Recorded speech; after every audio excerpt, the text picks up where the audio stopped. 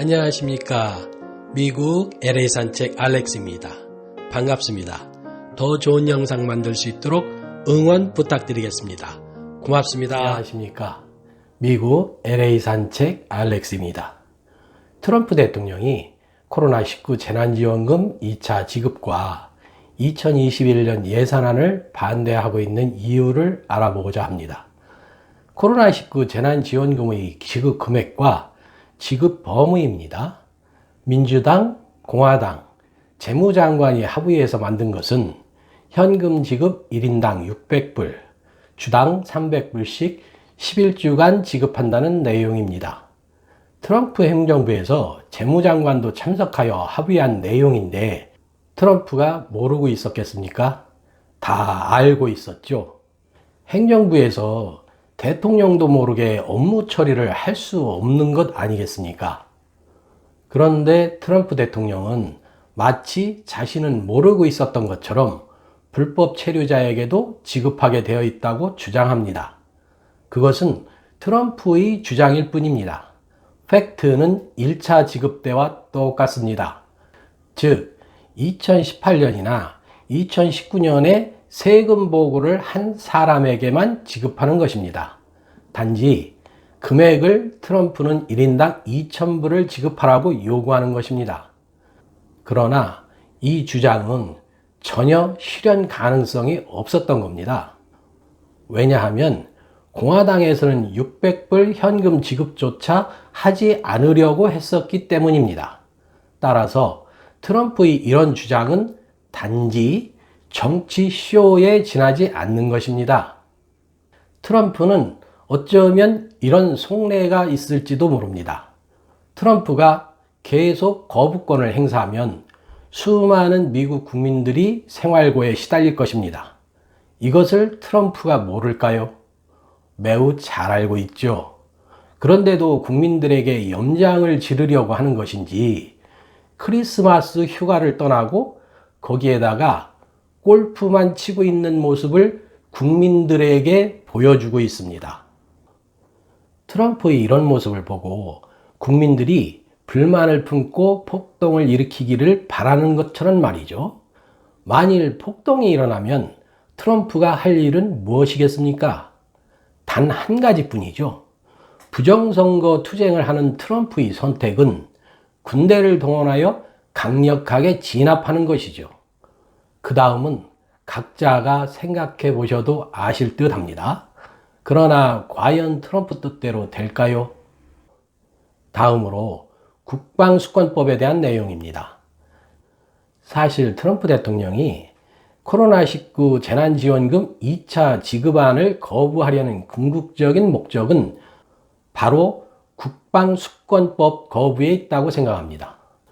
국방수권법은 미국 의회가 국방 예산을 승인해 주면서 국민의 대표기관인 입법부의 정책적 요구가 반영되도록 정부에게 요구하는 법안입니다. 즉, 대통령의 군 통솔에 대한 권한과 예산의 범위를 승인하면서 그 권한과 예산 사용에 일정한 범위의 제한을 두자는 것이 의회의 뜻입니다. 법안 내용을 좀 더 자세히 살펴봅니다. 트럼프 대통령은 통신품의법 230조를 폐지하라는 주장을 하고 있습니다. 이것은 페이스북, 트위터, 구글 등 대형 IT 기업의 온라인 플랫폼에 대한 법적 보호막이 되어 왔는데요. 즉, 사용자들이 제작을 해서 올린 콘텐츠에 대해 소셜미디어 업체에 법적 책임을 묻지 못하도록 한 것입니다. 말하자면 소셜미디어들이 이 조항을 근거로 해롭거나 부적절하다고 판단되는 콘텐츠를 삭제하거나 차단하는 자율적 규제를 해왔습니다. 트럼프는 이 조항을 삭제해달라는 요구인 것입니다. 트위터 정치를 하는 트럼프가 이 조항을 폐지하려는 이유는 다 아시겠죠? 또 의회의 과거 노예제를 옹호한 남부연합 장군의 이름을 딴 미군 기지와 군사시설 명칭을 바꾸라는 조항입니다. 이것은 사실 우리하고는 별 상관이 없어 보이는데요. 중요한 의미가 포함되어 있습니다.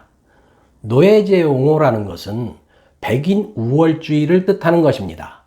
다시 말해서 인종차별 논란이 될 만한 내용을 없애겠다는 것이 의회의 뜻입니다. 그러나 트럼프는 의회의 이러한 인종차별 철폐의 뜻을 반대하고 있는 것입니다. 그리고 국가 비상사태에 대응하기 위해 대통령이 전용할 수 있는 군사건설 자금의 제한입니다. 대표적으로는 말이죠. 멕시코 국경에 쌓고 있는 장벽을 들 수 있습니다. 장벽 건설 예산이 의회에서 거부되었거든요. 그래서 트럼프는 지금까지 국방비를 전용해서 멕시코 장벽을 쌓아왔습니다. 이 자금의 사용 한도를 두려는 것이 의회의 뜻입니다. 이 의회의 법안 내용은 의회도 멕시코 장벽을 필요하다고 인정하는 것인데요. 하지만 국방 예산을 지나치게 끌어다 사용해서는 안 된다는 의회의 뜻이 담겨 있죠. 법안에는 주한미군 주둔 규모 유지와 중국의 화웨이와 ZTE 등 중국 업체 장비를 사용하는 나라에 미군 주둔 재검토, 북한군의 화생방 무기 대응 방안 보고서 작성 등 한국과 관련된 내용도 포함되어 있습니다. 한국에서는 LG 플러스가 5G 통신망에 화웨이 장비를 사용하고 있습니다. 지난 2020년 10월에는 국군 병사들이 생활관에 설치한 48,000여 스피커에 백도어로 악명 높은 중국 화웨이 부품이 들어간 사실이 밝혀졌고 말이죠. 이 서비스 공급자는 KT입니다. 주한미군의 경우 3가지 조건을 만족해야 규모를 변경할 수 있는데요. 법에 따르면 미국의 국가안보 이익에 부합하고 영내 동맹국들, 즉 한국, 일본을 포함한 태평양 국가들의 안보를 심각하게 저해하지 않으며 한국, 일본을 비롯한 동맹국가 주한미군 감축 또는 철수와 관련된 적절한 논의를 거쳤다는 사실을 의회에 입증할 때만 주한미군 병력 규모를 줄일 수 있도록 해놨습니다. 하지만 말입니다. 3가지 조건을 모두 충족했다고 해도 의회에 보고한 날로부터 90일 동안은 주한미군 규모를 28,500명 미만으로 감축하는데 국방 예산을 사용할 수 없도록 했습니다. 즉, 의회의 승인을 받으라는 것이죠. 그리고 추가적으로 위험한 5G 또는 6G 통신망을 사용하는 국가에는 미군 장비나 병력의 영구 주둔을 재검토한다는 내용이 있습니다. 상당히 엄격한 내용이고 상당히 중국을 견제하겠다는 뜻이 담겨져 있습니다. 때문에 중국, 러시아, 이란, 북한 등을 견제하려는 미국의 이 법안이 통과되면 앞으로 주한미군 주둔 상황에 상당한 변화가 있을 수도 있습니다. 굳이 트럼프가 미국 대통령이 되지 않더라도 미국의 대통령은 이 법에 의해서 중국과 러시아, 이란, 북한을 강력하게 압박할 수 있다는 것이죠. 트럼프 대통령은 한국, 독일, 아프가니스탄에서 미국 주둔 군인을 감축하거나 철수를 주장하고 있습니다. 동맹관계를 파괴하면서 과연 중국이나 러시아, 이란, 중국을 미국 혼자서 견제할 수 있을까요?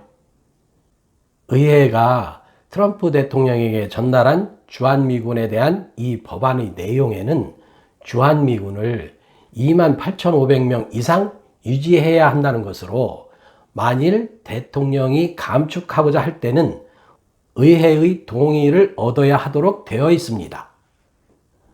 여기서요, 세계 각국의 민주주의와 공산주의를 축구 경기에 비유해 보겠습니다.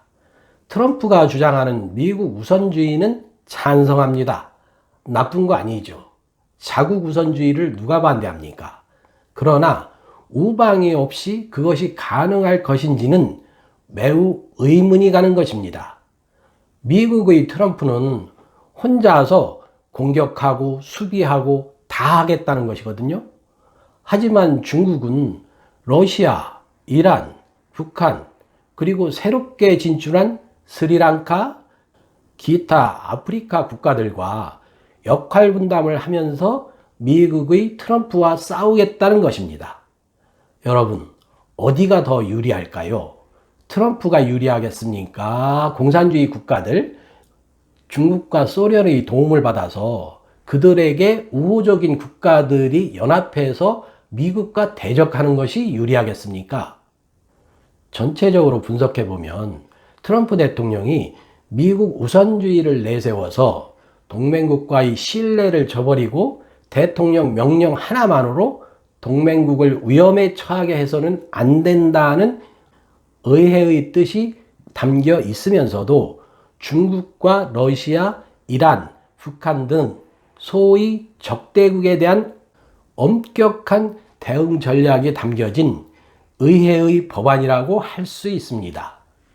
하지만 트럼프는 자신이 원하는 일부 조항이 삭제되거나 추가되지 않는다고 이 법안 전체를 거부하고 있는 겁니다.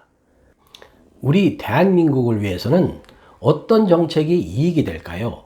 트럼프 독단적으로 트럼프의 명령 하나만으로 대한민국에 주둔하는 미군이 무제한적으로 감축되는 것이 유리할까요? 그렇게 되면 누가 좋을까요? 한국은 이미 북한과 상당히 우호적인 거래를 하고 있지 않습니까? 그리고 중국 정부와도 매우 친밀한 관계로 발전했거든요. 트럼프가 아닌 바이든 정부가 들어선다고 이것을 용인할까요? 4.15 부정선거는 말입니다. 한국의 문제입니다. 한국은 자유민주주의를 선택한 지 70년을 넘기고 있습니다. 그렇다면 이제는 스스로 자국의 문제는 자국이 알아서 해결할 능력을 갖추고 있어야 된다고 보는데요. 아직도 한국이 그런 능력이 없는 건가요? 저는 오늘 이 영상을 올리면서 여러분들께서 트럼프가 대통령이 되어야만 한국의 4.15 부정선거도 해결이 되고 중국을 강력하게 제재할 수 있다고 생각하시는 것에 대해서 절대로 그렇지만은 않다. 미국은 누가 대통령이 되든 간에 중국과 러시아, 이란, 아프가니스탄, 북한을 강력하게 제재하고 견제할 수밖에 없는 나라입니다. 그것이 미국이 세계의 리더로서 존재할 수 있는 조건입니다. 여러분께서는 어떻게 생각하시는지요? 오늘의 내용은 여기에서 끝을 맺겠습니다. 감사합니다. 건강하시기 바랍니다.